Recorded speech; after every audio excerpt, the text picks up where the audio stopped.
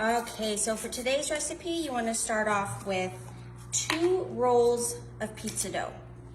And go ahead and take your kitchen scissors and cut to little rounds about like that size, 1/4 inch, and roll them up.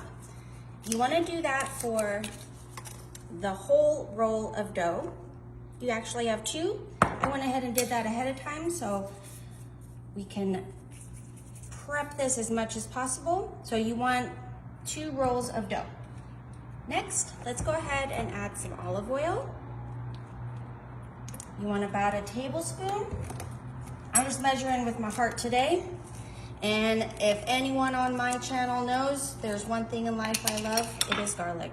So I'm gonna add 2 heaping spoonfuls of garlic. And honestly, that's probably not enough. And some Italian seasoning.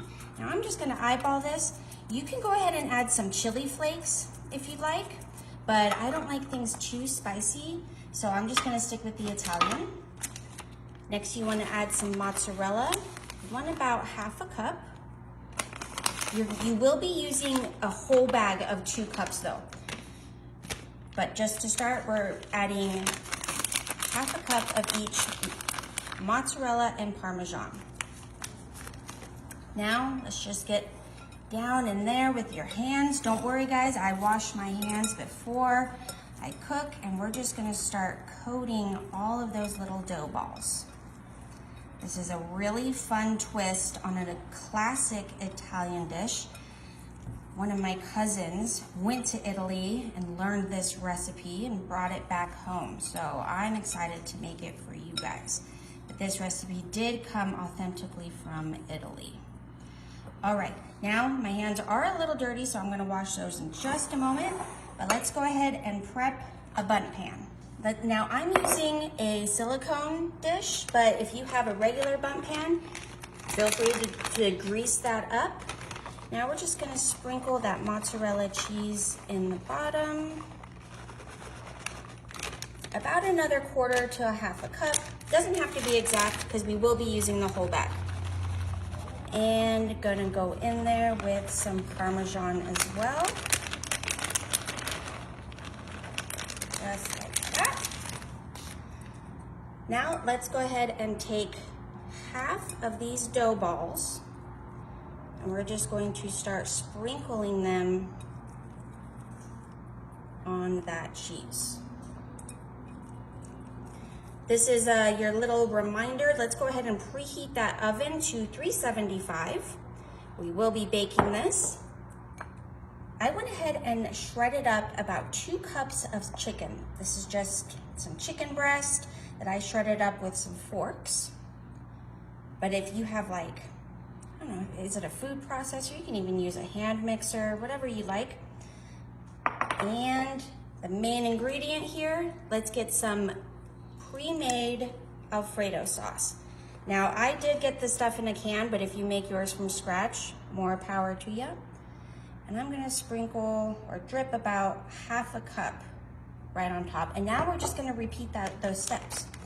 So let's add a little bit more mozzarella cheese.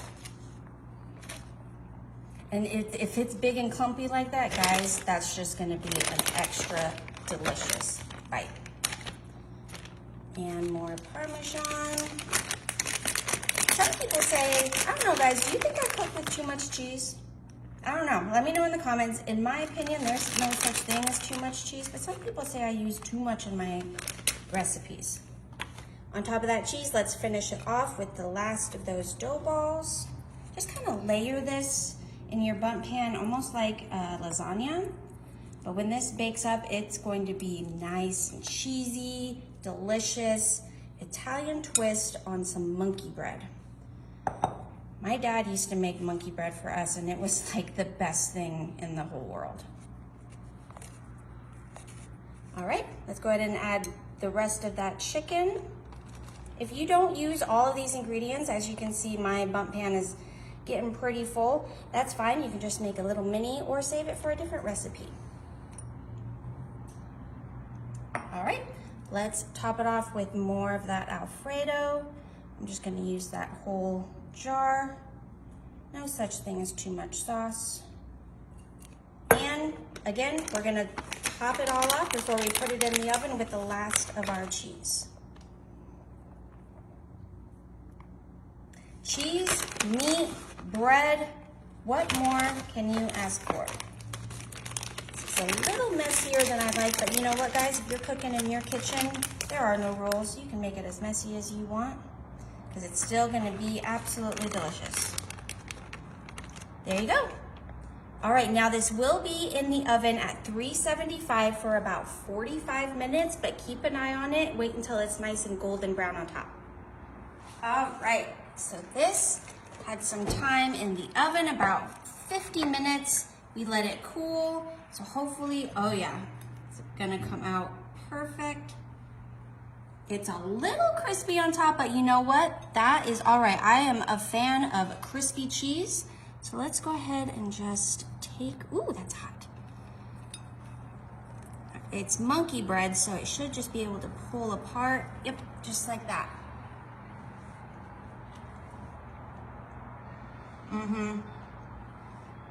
This is really good. Dip it in some of that Alfredo. That's delicious.